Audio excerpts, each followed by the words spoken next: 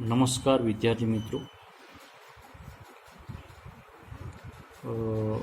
ટીવાય BCom sem 5 economics અર્થશાસ્ત્રમાં આપણે chapter number 8 વિકાસલક્ષી banking સંસ્થાઓની ચર્ચા કરતા હતા.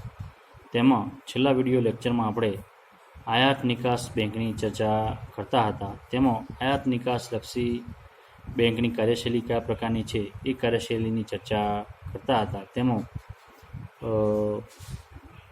નિધિ સહાય અને બિનનિધિ સહાયની આપણે ચર્ચા કરી ગયા હતા. હવે પછી જે છે એ વૈશ્વિકરણ સાથે તાલ મિલાવવાની બેંકની બદલાતી કાર્યશૈલી, એટલે જે આપણે આયાત નિકાસ બેંકની જે કાર્યશૈલીમાં કામગીરીમાં આવ્યા હતા. તો વૈશ્વિકરણ સાથે તાલ મિલાવવાની બેંકની બદલાતી કાર્યશૈલીમાં આપણે જે છે એમાં કેટલાક મુદ્દાઓ છે, મુદ્દાઓની ચર્ચા કરીએ. પહેલું છે એગ્રી બિઝનેસ સેલ. તો તેમાં જોઈએ કે વૈશ્વિક બજારમાં ભારતીય કૃષિ પેદાશોની નિકાસ માટે વિશ્વ વેપાર સંગઠનના નવા ઉભરતા માળખામાં વિકાસની વિપુલ તકો રહેલી છે અને તેથી કૃષિ પેદાશોના ક્ષેત્રોમાં કેવી શક્યતાઓ છે અને આંતરરાષ્ટ્રીય બજારમાં ભારતીય પેદાશો કેટલી સ્પર્ધાત્મક છે તે સંદર્ભમાં નિકાસ આયાત બેંકે 2001માં એગ્રી બિઝનેસ સેલની સ્થાપના કરી છે, જે ધિરાણ માટે કૃષિ ક્ષેત્રમાં સારા પ્રોજેક્ટોને તારવામાં કાર્ય કરે છે. તો અહીંયા જે છે એગ્રી બિઝનેસ સેલ એ જે ભારતમાં કૃષિ પેદાશો છે, કૃષિ પ્રોડક્ટ્સો છે, એની મોટા પ્રકારના નિકાસ થાય એ માટે જે છે એ આયાત નિકાસ બેંકે જે છે એ એગ્રી બિઝનેસ સેલની રચના કરી છે. અને આ એગ્રી બિઝનેસ સેલના જે કાર્ય નીચે જે છે એ ભારતની કૃષિ પ્રોડક્ટની મોટા પ્રકારની નિકાસ કરવામાં આવેલી જોવા મળે છે. ત્યારબાદ છે જોઈએ ભારતીય કંપનીઓ માટે નિકાસ માર્કેટિંગ સેવા. તો નિકાસ આયાત બેંકે ભારતીય કંપનીઓ માટે નિકાસ માર્કેટિંગ સેવા પૂરી પાડવાની નવી જ પહેલ કરી છે. આમાં બેંકોનું વિદેશી નેટવર્ક મોટી ભૂમિકા ભજવે છે. ગુણવત્તા માટે સભાન એવી ભારતીય કંપનીઓ અને તેમાં ખાસ કરીને નાના અને મધ્યમ કક્ષાના એકમોની પેદાશ માટે વિદેશી બજારમાં કેટલીક નવી તકોને તેનો કચાશ કાઢવા માટે બેંકે આ નવી સેવા શરૂ કરેલી જોવા મળે છે. તો ભારતીય માર્કેટિંગ સેવા જે છે એ મોટાભાગનું જે ભારતીય કંપનીઓનું માર્કેટિંગ થાય એ પ્રકારની સેવા જે આયાત નિકાસ બેંકે સ્થાપના કરેલી જોવા મળે છે. દાખલા તરીકે ભારતીય અંગેરી ખાતે ફાર્મા ગ્રેડ ગ્લાસ બોટલ્સ અને ટેક્સટાઇલ ફેબ્રિક્સના મોકલવા માટેના ટ્રાયલ ઓર્ડર્સ મેળવી ચૂક્યા છે. એ જ રીતે દક્ષિણ આફ્રિકા અને ઇટાલી ખાતે પેક કરેલા સ્નેક ફૂડ મોકલવા માટેના પણ ઓર્ડર્સ મળ્યા છે. તો આ રીતે ભારતીય જે છે એ ભારતીય કંપનીઓનો વિદેશી જે નિકાસ થાય એ પ્રકારનું કાર્ય કરવા માટે જે છે એ માર્કેટિંગ સેવા શરૂ કરેલી જોવા મળે છે. ત્યારબાદ છે સંયુક્ત સાહસો.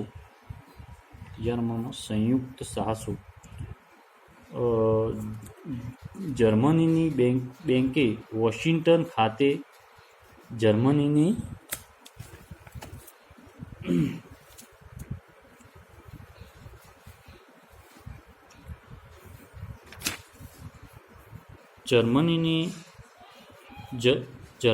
બેંકે વોશિંગ્ટન ખાતેના આંતરરાષ્ટ્રીય નાણાં કોર્પોરેશન સાથેનું નિકાસ આયાત બેંકનું સંયુક્ત સાહસ global trade finance private limited September 2001માં કામગીરી શરૂ કરી દીધી છે. આ સંસ્થા અત્યંત સ્પર્ધાત્મક વૈશ્વિક વાતાવરણ કામ કરતા નાના અને મધ્યમ કક્ષાના એકમો માટેની બજારલક્ષી નિકાસ ધિરાણ પૂરું પાડવાનો હેતુ ધરાવે છે.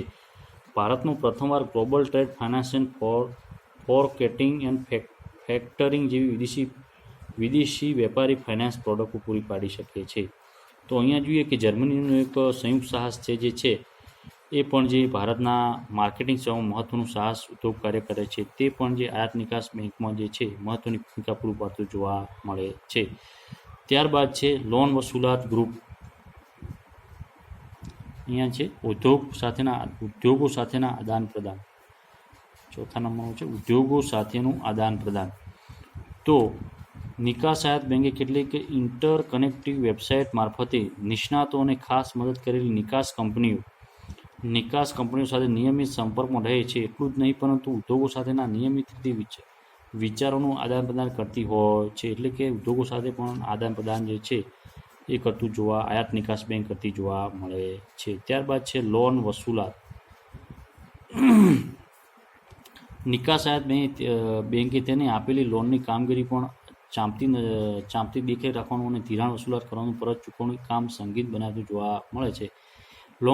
લોન વસૂલાતનું કાર્ય પણ આયાત નિકાસ બેંક કરતી જોવા મળે છે. સ્ટાન્ડર્ડ અસ્કયામતો બિનકાર્યશીલ અસ્કયામતો ફેરવાથી અટકાવતી કાર્ય પદ્ધતિ અપનાવવામાં આવી છે. આગોતરી ચેતવણી જે છે તો આયાત નિકાસ બેંક જે છે એ લોન વસૂલાત માટેનું કાર્ય પણ કરતી જોવા મળે છે.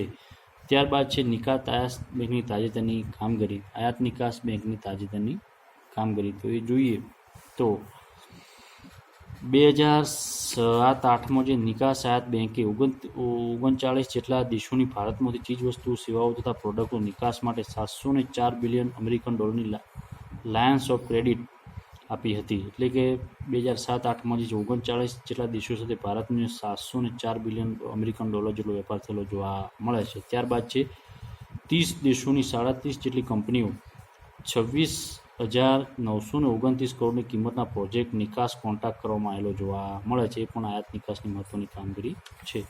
ત્યારબાદ છે 2007-08ના અંતમાં 20 દેશોની 41 જેટલી કોર્પોરેટર કંપનીઓને 5,029 કરોડની નીતિગત અને બિન-નીતિક સહાય આપવામાં આવી હતી.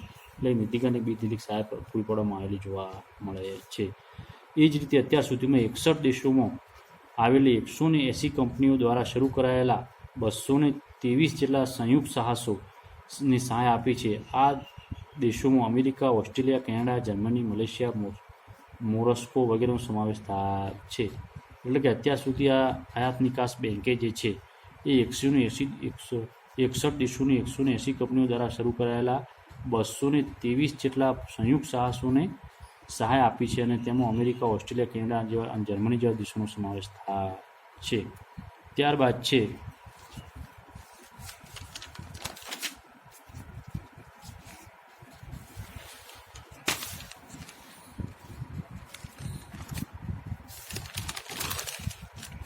નવી પહેલ.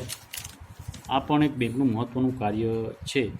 તો નવી પહેલમાં આપણે જોઈએ તો કઈ બાબતોનો સમાવેશ થાય છે તે જોઈએ તો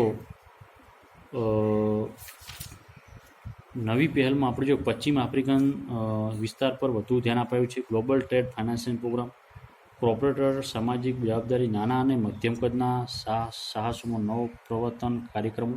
તો અહીંયા જોઈએ પહેલું છે પશ્ચિમ અને આફ્રિકન વિસ્તાર પર વધુ ધ્યાન. આપણે જોઈએ કે જે આયાત નિકાસ બેંકે જે છે પશ્ચિમ અને આફ્રિકન દેશો વચ્ચે જે છે એ વધારે ધ્યાન આપવા માટે કાર્યશીલ જે છે. ગ્લોબલ ફાઇનાન્સિયલ પ્રોગ્રામ અન્વયે બેંકે વોશિંગ્ટન ખાતે આવેલા આંતરરાષ્ટ્રીય નાણાં કોર્પોરેશન સાથે કરાર કર્યા મુજબ અન્વયે 40% જેટલા વિકાસશીલ દેશોની માન્ય બેંકોએ આપેલા લેટર ઓફ ક્રેડિટ ગેરંટી પત્રો તથા અન્ય વેપાર પત્રોની ભારતની નિકાસ આયાત બેંકની સંમતિ અપાશે. એટલે આ જે છે એટલે કે પશ્ચિમ દેશો તરફ વેપારને વધારે પ્રમાણ જોગ થયેલો જોવા મળે છે પશ્ચિમ અને આફ્રિકન દેશો પરથી. ત્યારબાદ છે ગ્લોબલ ટ્રેડ ફાઇનાન્સિંગ પ્રોગ્રામ.